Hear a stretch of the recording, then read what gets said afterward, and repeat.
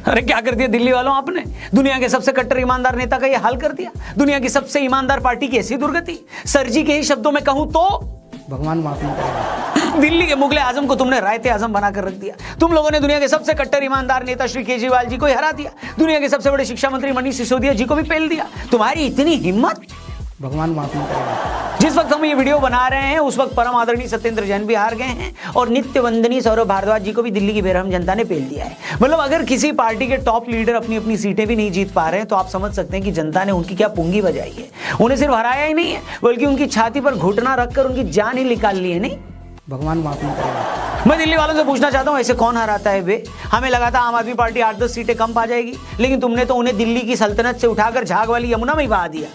क्योंकि हम ईमानदार। माना कि केजरीवाल जी ने दिल्ली में बुजुर्गों के लिए मुफ्त धार्मिक यात्रा के लिए गाड़ी चला रखी है, पर इसका मतलब ये ना थोड़ी है कि भैया आप लोग उन्हें ही हराकर इस बाली उम्र में उन्हें ही धार्मिक यात्रा पर भेज दोगे। ऐसे कैसे? वैसे भी वो पिछले 1 साल से अपने घर से तिहाड़ तक की यात्रा करके काफी थक चुके हैं, लेकिन तुम लोगों ने जरा भी रहम नहीं दिखाया, जरा भी रहम नहीं।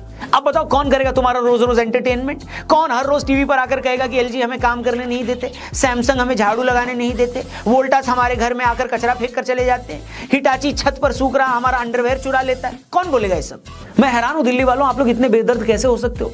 दुनिया भर के लोग फ्री के एंटरटेनमेंट के लिए दिन भर इंस्टा पर रीलें देखते हैं और तुम्हारे पास खुद का 10 सालों से अपना फ्री का लाइव एंटरटेनमेंट चल रहा था, मगर तुमने अपने हाथों से छत पर लगा एंटीना उखाड़ दिया, वो भी उस आदमी का जो ये बोलता था कि मेरा कोई कुछ नहीं उखाड़ सकता। अगर केजरीवाल भ्रष्टाचारी है तो फिर इस दुनिया के अंदर कोई ईमानदार नहीं है। सच बोल रहा हूं, याद करोगे वो दिन जब हर रोज दिल्ली सरकार का एक मंत्री पुलिस वालों की डोली में बैठकर जेल जाया करता था। एक मंत्री को जमानत मिलती थी, दूसरा अपने हाथ पीले करवाकर उसकी जगह जेल चला जाता था। ऐसा लगता था कि आजादी की दूसरी लड़ाई चल रही है और केजरीवाल सरकार जेल भरो आंदोलन छेड़ रही है। खुद बताओ किस स्टेट में होता है इतना एंटरटेनमेंट है? जादूगर हूं मैं, जादूगर।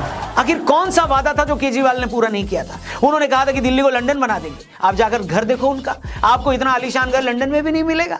अब ये आप लोगों की गलती है जिनको ये लगा कि वो पूरी दिल्ली को लंदन बनाने की बात कर रहे थे। ये इतने बड़े बड़े घरों में रहते हैं, तो क्या हुआ जो उन्होंने अपने घर को लंदन बनाने के लिए सरकारी खजाने से 44 करोड़ रुपए उड़ा लिए? कोई बात नहीं, ये अलग बात है। जब वो दिल्ली के अपने शीश महल में रह रहे थे तो उसी वक्त लाखों दिल्ली वाले नाला फेसिंग घर, बोले तो छी फेसिंग अपने घरों में बदबू का आनंद ले रहे थे। लेकिन दिल्ली वालों को ये तो तसल्ली थी कि उनके शहर में कोई तो लंदन जैसे घर में रह रहा है। नहीं, 10-10 एसी लगे हुए शीला दीक्षित के घर पे।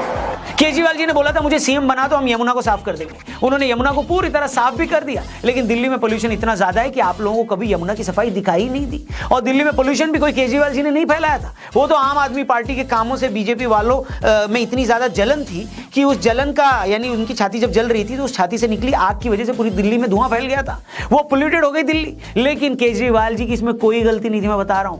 पर हाँ, दिल्ली में आम आदमी पार्टी से अच्छा परफॉर्मेंस कांग्रेस पार्टी कर रहा है। आम आदमी पार्टी इन चुनावों में 39 सीटों का नुकसान झेली है, क्योंकि हम ईमानदार। लेकिन दिल्ली में आम आदमी पार्टी से अच्छा परफॉर्मेंस कांग्रेस का रहा है। आम आदमी पार्टी को इस चुनाव में 39 सीटों का नुकसान हुआ, लेकिन कांग्रेस को तो पिछली बार के मुकाबले एक भी सीट का नुकसान नहीं हुआ। भाई साहब, तालियां उनके लिए। उनकी पिछली बार भी 0 सीट थी और इस बार भी उतनी ही है। हो सकता है आर्यभट्ट ने जीरो को इन्वेंट किया हो, लेकिन कांग्रेस पार्टी उसी जीरो को री इन्वेंट करने में लगी है, तो उसमें बुराई क्या बताओ?